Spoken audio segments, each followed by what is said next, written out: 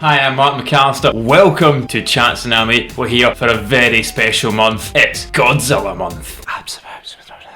It's not Godzilla month, it's Digimon month. The other creature month. Pokemon? Yeah. Welcome to Pokemon month.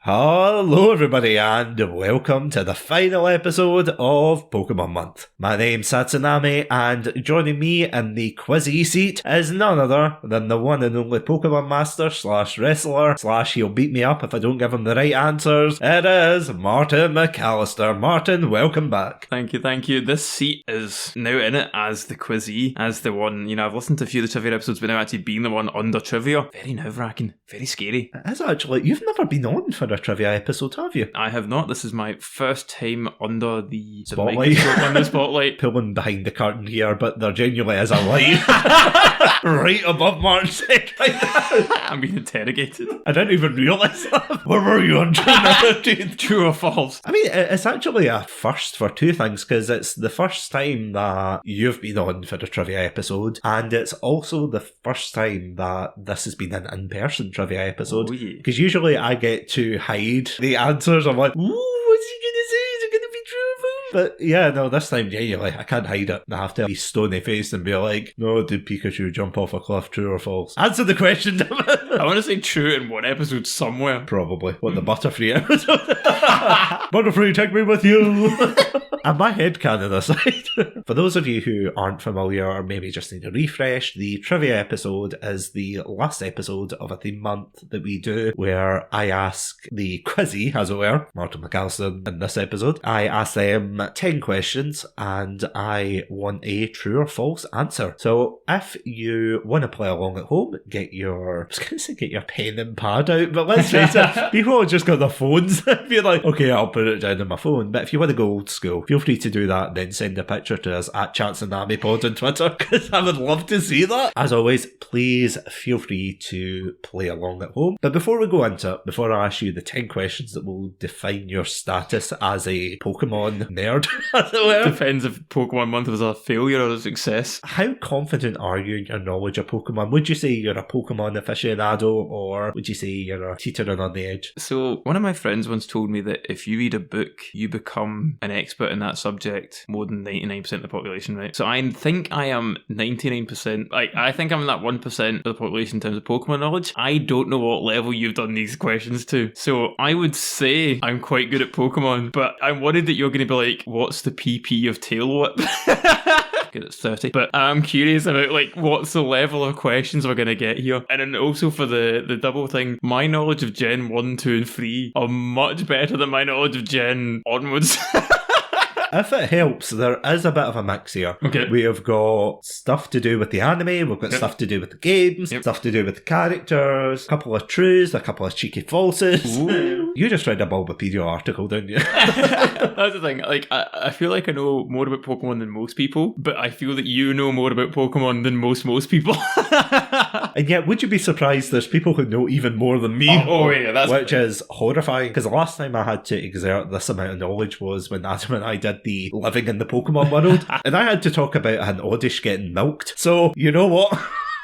It was a great episode, but at the same time, having to explain to your partner why you're talking about moo moo milk, because, and this is a slight behind the scenes again, but even my partner, when she's talking about Adam, she'll say, oh, how's moo moo milk? And I'll go, moo moo milk? And I'm pretty sure before we did the Call of Duty retrospective episode we did last year, I want to say, before that, Living in the Pokemon World was the last episode we did together. So the Moo Moo Milk was a little rancid, okay? So on that note, will we just dive into it? Let's do it. I wish I had some theme music. I should really have theme music for these episodes, yeah? You can't phone a friend. I've got a Pikachu behind me who's going to cough for every true or false. See, you joke, but there is a Pikachu behind him. Ready for the first question? Let's do it. Question 1. In the Japanese dub of Pokemon, the first movie, there is a deleted opening where we see a young Mewtwo interact with a young girl called Amber and 3 clone starters who subsequently die right in front of him. The opening was removed from the English dub for being too dark. Is that true, or is it false? The thing that's throwing me off is that sounds like the start of the Entei movie.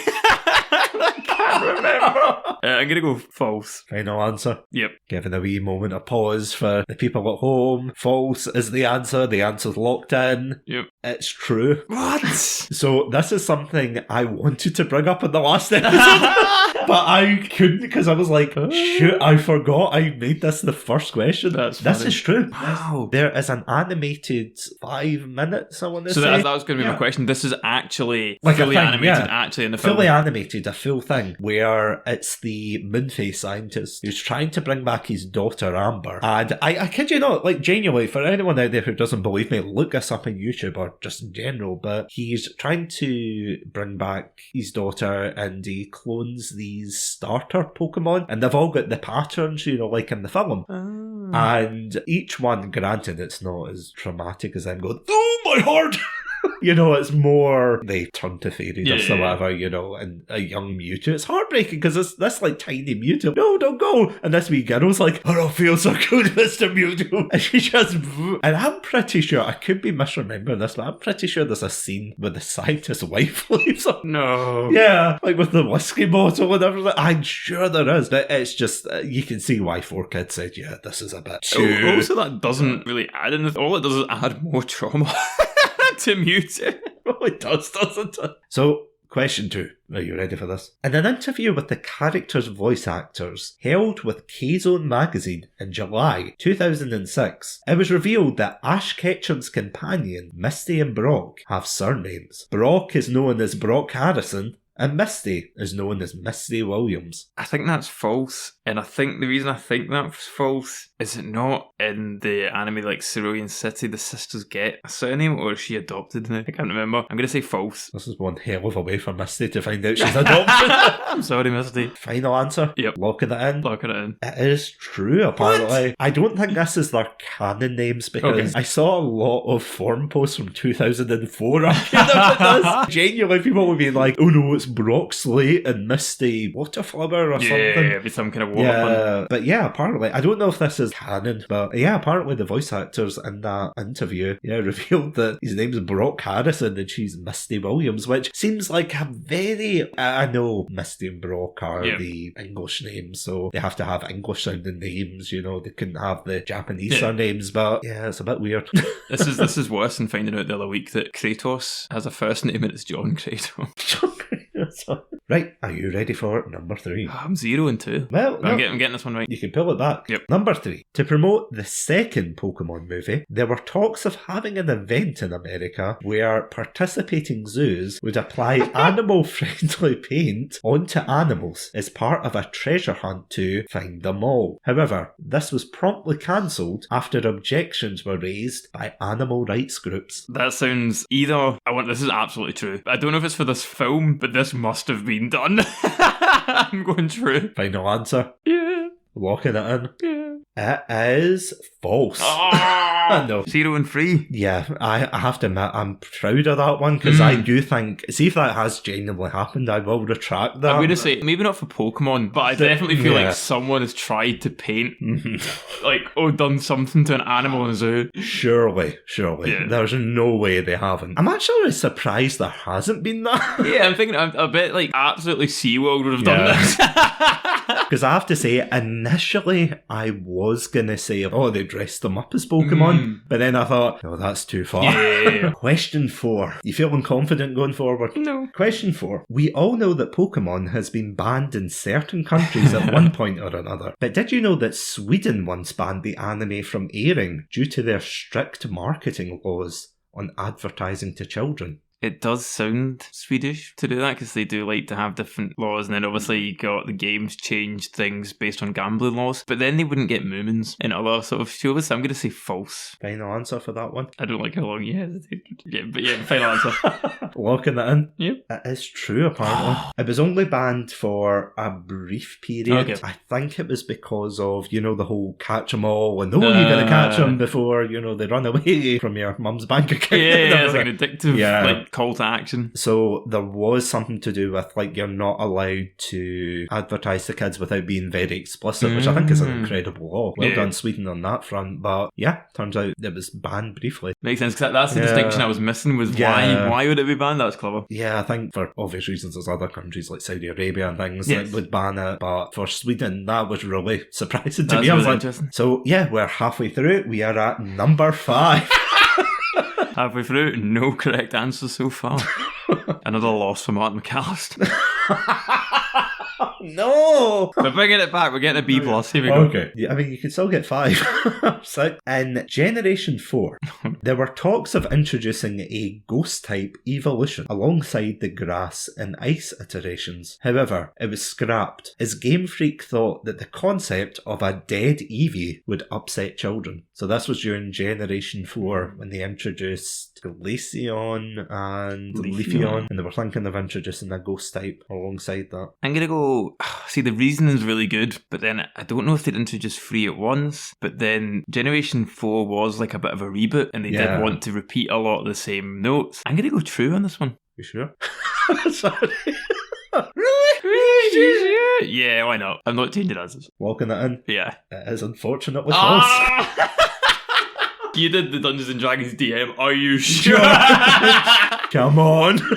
Yeah, unfortunately, as far as I know, there's no ghost type. I guess it's still not a ghost type. Yeah, there's the images though. Again, I don't want to get too morbid on a Pokemon trivia quiz, but you know, the dead Eevee, that's like, oh look, he's a ghost type, ha ha ha. But yeah, as far as I know, there's no plans. I think the last evolution was actually... Fairy type? Yeah, it was Sylveon in Gen 6, but never had one since. I know. And they're already on Gen 9, so 3 generations behind. Fine, no, but introduce light and sound types and bring them in for that. Question 6. Are you ready? No. Sound types and light types. I know this one. Okay, here we go. Question 6. During Pokemon's popularity in the 2000s, there were a number of events to promote the franchise. One such event in a local London game shop led to the police being called after some passers-by mistook some employees for gang members. The reason? They were dressed as Team Rocket members. Sure, true. Why not? No, don't do this to me. Final answer? Yeah. 100%. Phone a friend? No.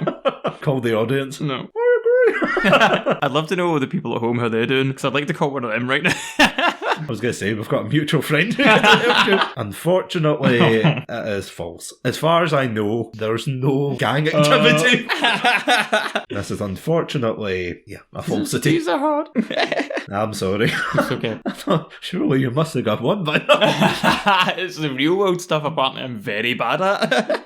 Well, then again, I suppose if I could fool Adam into thinking that they were going to shoot Amy the Hedgehog in the face. I also believe that, to be fair. Okay, question 7. And for anyone listening at home, please feel free to post your answers so far, or your score so far, over on Twitter. Play along under the episode. Just don't tag me, though. Yeah, don't tag Martin MacAlistair. I don't need people knowing this. That's M8. Question 7. You ready? Sure. I think you might know this one, to be fair. In Pokemon Red and Blue, if you evolve your starter before you deliver Oak's parcel, Oak will refuse to give you a Pokedex, thus soft-locking the game. I think this one is true, but there's a lot of things... What's confusing me is there's a lot of things that do snag the Pokedex. One of the other famous ones is, like, you can take the item out of the PC and do something funky with it as well. But let's say true. So why do you think it's true? I think the evolution... Show you're working. I think the evolution mucks up the game because you don't have you've got a Pokedex entry, so he thinks you've got the Pokedex already, so it changes the dialogue. There is a check in the game that checks whether he should give you the Pokedex, and it's not actually checking if you have the Pokedex. But I can't remember what the trigger is. Final answer? Yep. 100%? Yeah. You definitely sure? Go for it. What do you guys think at home? It is true. Hey, I'm off the ground. Yes! 7 answers in. Let's go. Full streak here. We're getting a perfect streak from now on. Well, I have to admit, I was really surprised at this because I had never heard of this soft lock before. But yeah, you're completely right. Apparently, it's something to do with one of the flags in the game that it triggers if you've got more than one on Pokemon. That's what it is. So what confused me there was the thing about the PC. It is if you do a randomizer and you get a Pokeball, you take the Pokeball at the PC and use it, that soft locks the game as well. Okay. No, that makes sense. Exact same flag. Funny enough, I don't know if this is like 100% true either, but people said it was obviously the case for the Japanese versions Pokemon Blue and Green, but I've heard people say it was patched out for Blue and Red, like the Western versions. I'm not 100%, but what I found interesting was people were saying that it was potentially left in for Pokemon Yellow. And the interesting thing about that is you physically cannot get another Pokemon because you can't evolve Pikachu and you can't catch anything in between, so there's no difference if they do have it or not. It's really fascinating. That's cool. Pokemon Yellow's a weird hodgepodge of stuff. That. That's cool. Next week's episode. Pokemon Leap Month. So you ready for the next one? Go for it. Number 8. Riding high. With your one victory. Yeah, buddy. The move Night Slash is based on the samurai practice known as Crossroads Killings, where a samurai would test out their new katana by hiding in the bushes and would then cut down random passers-by. That's true. That's true? Mm. Why are you thinking true? I've heard it before. That wasn't a surprising sentence. But then I don't know what relation it's got to Night Slash, which is what's maybe thrown me off. I wondered if you're going to say it's a different move, but let's go true. Final answer? Yeah. Locking in? Let's lock it in. It is true. Yeah, 2 in a row. I have to say, I had never heard of Crossroad Killing. No. Because whenever you hear, and maybe this is just me hanging around with too many weebs, but whenever you hear about samurai, you hear about the Bushido Code and this and that, you're like, oh, honourable, this and that. No, they were horrible people. Yeah, yeah. I never realised they just went, oh, I've got a new katana, I'm away to test it like a child on Christmas. So yeah, that was very eye-opening, I have to say. Yeah, I watched a Netflix documentary about samurai a while back, and it turns out, yeah, they're not nice people. No, absolutely not. Yeah. The whole samurai thing that you learn on from like anime. videos, anime, not great.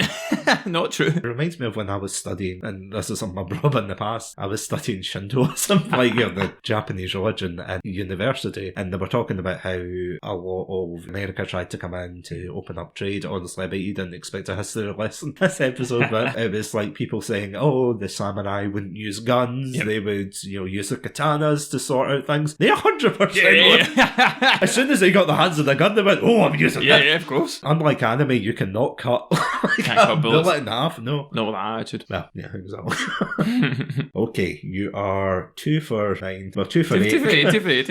A quarter. Question 9. There were talks about a potential anime collaboration between Digimon and Pokemon, but the executives at Pokemon dismissed this as they didn't believe that Digimon was popular enough at the time. Oh, I so want this to be true. Well, that into existence. Yeah, my head's on false, but my heart is on true. I'm doing that thing where you put a bet on a football team that's is going to lose because you won't be disappointed either way. Yeah. So I'm going to go for false, but if I'm wrong, I'll be pleased. Oh, so false, please. Final answer? Yes. Locking in? Yep. The answer is false. I kind of wanted it to be true. I have to admit, as far as I know, there's not been a collaboration, which is weird, because you would expect some kind of... You know how Shonen Jump, although granted it's under the same umbrella company, but they've got crossovers between One Piece, Dragon Ball Z, and Bleach. Do they have Bleach? No. Yeah. Yeah. Maybe. I haven't played the Shonen Jump game in a while. True. Jump Force. And Naruto probably. Naruto's definitely in it. I'm just trying to think of Jump Force now. Yeah. But yeah, they combine all of those into some animes and things. So I'm surprised there's no game, or there wouldn't be a game, but more some just kind of like some crossover, like the Godzilla DC comic that's out just now. There's a DC comic? Yeah, it's Justice League versus Godzilla. Does Godzilla win? I hope so. That's my boy. He should. So question 10, the final question. So far you've got the last 3 correct. You've got the soft locking the Pokedex. That's definitely true. You've got the Night Slash one, definitely true, and you got the Digimon one, which is false. Question 10, the final one. That's not me coughing for the answer, by the way. Oh, it's false. Pikachu, thank you. In an attempt to parody Pokemon, the Yu-Gi-Oh! Anime writers created a character called Ember Collectem, who would be a fanatical card collector and minor antagonist to the main heroes. The idea was dropped, however, when Konami worried about being sued. Oh, that's a fun one, because Yu-Gi-Oh! Is petty. And it also not beyond doing Something like that. something like that. And they've got games that are effectively, they do different genres of games, so I could see where they maybe want to do it. And I would say Dungeon Dice Monsters. Let's go true. I'm going to say true, and I want to say, I'm going to double down on true and say it's the character that, what was his name, Duke became? Not Duke. Dungeons and Dice Monsters. I'm going to say it's the same guy. Let's go true. True for Ember. Ember Collectem. Ember Collectem. I'm sorry, it's As false. as soon as you forgot the name that you came up with. Yeah, unfortunately it's false, but I had a lot of fun cooking that. Like that. Unfortunately, yeah, they did not have a character called Ember Collectem, but I kind of wish they did. I know that's fun, because there has been various, like Yu-Gi-Oh! They've been testing the waters of doing a Pokemon game. Yeah, because I know they had Capsumon. Yeah. Did they not? They also had a thing called, is it Falsebound Kingdom, which is like a PS1 strategy game, and it's effectively Pokemon, but it's like 6v6, so it's somewhere between like a Pokemon and a Final Fantasy game. So they've obviously wanted to do a Monsters Beyond the Cards thing, so that's what got me. That got me. So, do you want to review the questions?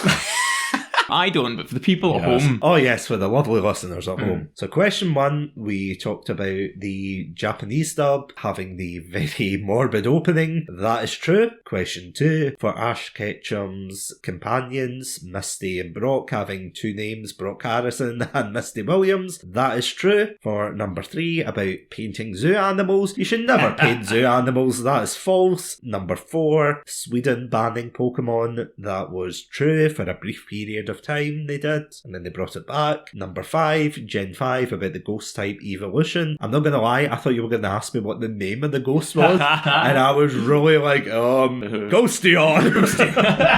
That is indeed false. Number 6, about the London game shop owners getting arrested for dressing as Team Rocket. That is false. Number 7, for Pokemon Red and Blue, soft locking it after evolving your starter. That is true. Number 8, about Night Slash being based on the samurai practice known as Crossroad Killings. That is true. Number 9, the collaboration between Digimon and Pokemon was indeed false, as far as I know, unless there's some document that they're going to release soon. And last but certainly not least, number 10, Ember Collectem. Unfortunately, God rest their soul, they don't exist, but I would love to see the fan art of that. Of like a pseudo Pokemon Yu-Gi-Oh character. And you indeed got 3 of those. I'm not feeling terrible about it. You know what? Your lies were very convincing. Yes, thank you. I'm too trusting. I don't know whether to take that as a compliment. I have to admit, I feel as if I outdid myself, because whenever I do this with Andrew, he's very distrusting. He questions everything. He's like, no, that's false, because you had a true question before. I didn't want to play that meta game. Yeah. But I think this actually nicely ties up the Pokemon month as a whole, because what you saw there was, I believed everything I heard about Pokemon, and therefore you can see how Pokemon rumours could start. Well, you're not wrong. You are not wrong there. That is very true. But as always, Martin, thank you so much for taking the quiz. Yes, thank you for having me on. One question you did miss was whether Mew was under the truck, but we'll look back to that another time. I'll just reverse it and find out. I mean, cats hide under... Do you think that's probably why? They thought, because cats hide under trucks, so... Question 11! Question 11. It's Mew under the truck. Thanks for watching. And on that note, thank you all so much for listening to this episode, as well as Pokemon Month as a whole. Woo! So what did you get for this quiz? Did you get 10 out of 10 marks? Did you see through my cunning lies, as it were? Or are you in the same camp as Martin MacAlistair at MacAlistair on Twitter? For the love of God, please don't tag either of us, Don't tag Chatsunami Pod. You can't see me winking, but you can hear me winking. Don't tag MacAlistair. Don't let us know how you did in this. Certainly don't comment underneath the post for this one. Don't. Yeah, absolutely not. But as always, if you want to hear the rest of Pokemon Month, as well as the other collaborations we've done together, then feel free to check us out at chatsunami.com. I also want to thank, once again, our Pokemon Pandalorian patrons. I love alliteration. Robotic Battle Toaster and Sonia, thank you so much for, once again, supporting the show. And if you want our full commentary track on the Pokemon film, as well as the Digimon film, the Godzilla vs. King Ghidorah, Japanese Spider-Man, we've really got to do more, but honestly, the ones we've done are absolutely fantastic. Feel free to check us out at patreon.com/Chatsunami. But until next time, thank you all so much for listening. Stay safe, stay awesome, and most importantly, Martin MacAlistair doesn't know the answer. It's like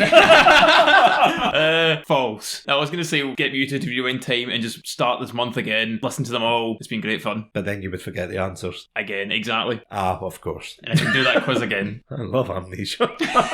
Stay hydrated. Stay hydrated. Welcome to Chatsunami, a variety podcast that discusses topics from gaming and films to anime and general interests. Previously on Chatsunami, we've analysed what makes a good horror game, conducted a retrospective on Pierce Brosnan's run as James Bond, and listened to us take deep dives into both the Sonic and Halo franchises. Also, if you're an anime fan, then don't forget to check us out on our sub-series, Chatsunami, where we dive into the world of anime. So far, we've reviewed things like Death Note, Princess Mononoke, and the hit Beyblade series. If that sounds like your cup of tea, then you can check us out on Spotify, iTunes, and all good podcast apps. As always, stay safe, Stay awesome, and most importantly, stay hydrated. Want to know more about Scottish professional wrestling? The SWN podcast interviews the veterans and new faces of the Scottish wrestling scene. My name is Billy Strachan, and I've spent the last 8 years immersed in the world of Scottish professional wrestling, bringing enthusiasm, passion, and now I'm diving into the stories of those behind the characters around the country. Search for SWN Podcast on your favourite podcast platforms, YouTube and Facebook for audio and video interviews, along with bonus podcasts like Shark Dojo Series, SWN Live, and Entitled Wrestling Podcast by SWN.